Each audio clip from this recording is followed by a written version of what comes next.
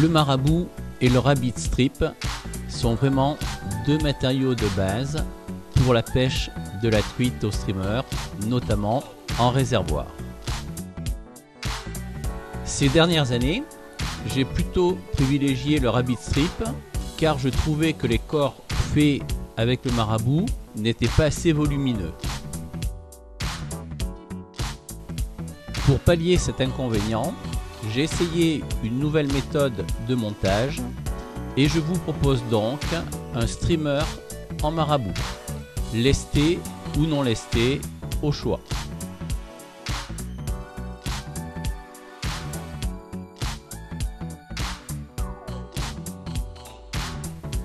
Vous aurez besoin d'hameçon streamer, j'utilise les tailles 6 et 8, de marabout bien sûr. Alors là, il y a toutes les couleurs possibles qui existent sur le marché. Si vous lestez les streamers, il vous faudra des yeux en chaînette et du dubbing, car j'aime bien mettre un signal derrière les yeux. On fixe la soie de montage et on l'amène jusqu'à l'aplomb de la fin de la pointe de l'hameçon.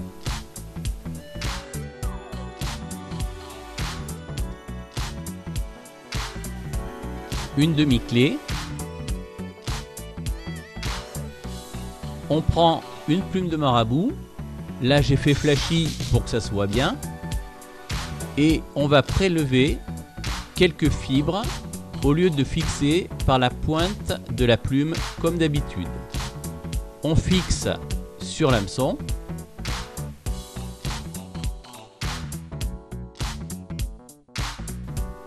Autre technique pour prélever les fibres avec les ciseaux. Après, le principe est le même. On va fixer tout autour de la hampe les fibres de marabout.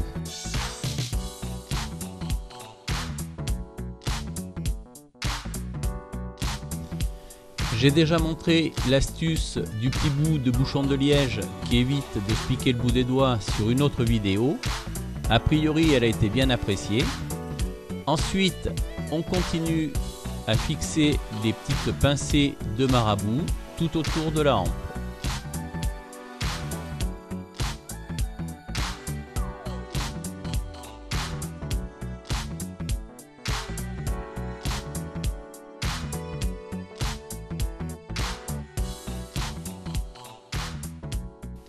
On coupe l'excédent. On ramène la soie un petit peu vers l'avant et on va reproduire exactement la même opération.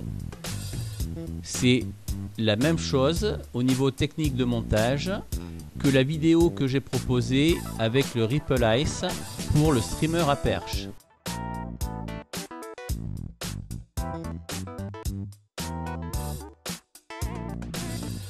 Pour qu'elle soit plus facile à travailler, on peut humidifier légèrement les plumes de marabout.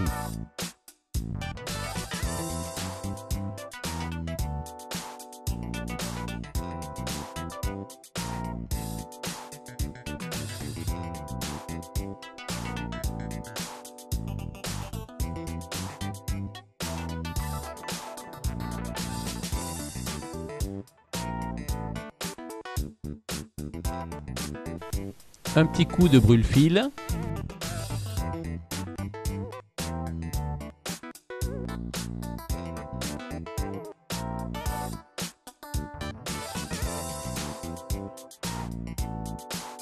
On va fixer les yeux sur le dessus de la hampe.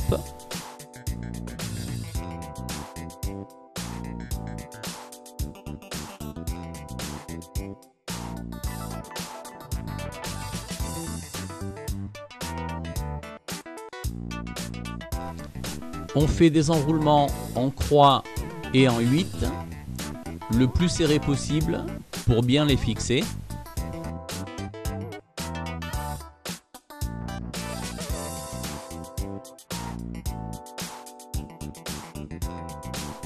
On réalise quelques enroulements derrière les yeux qui serviront de base à notre dubbing.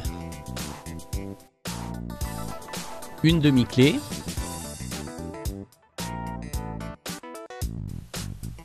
On sépare le fil en deux avec une aiguille. Un petit peu de poids. On insère le dubbing dans la boucle. Alors j'aime bien mettre des couleurs qui vont faire un signal, ce que je disais au début, plutôt du blanc ou du orange.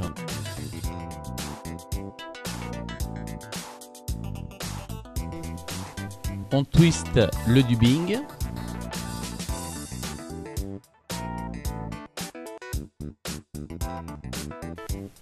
Et on l'enroule derrière les yeux.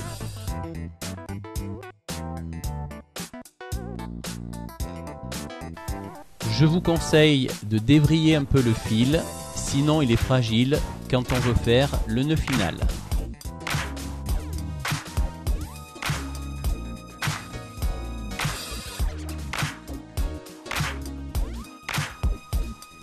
On coupe le fil de montage. La mouche est terminée. C'est à vous.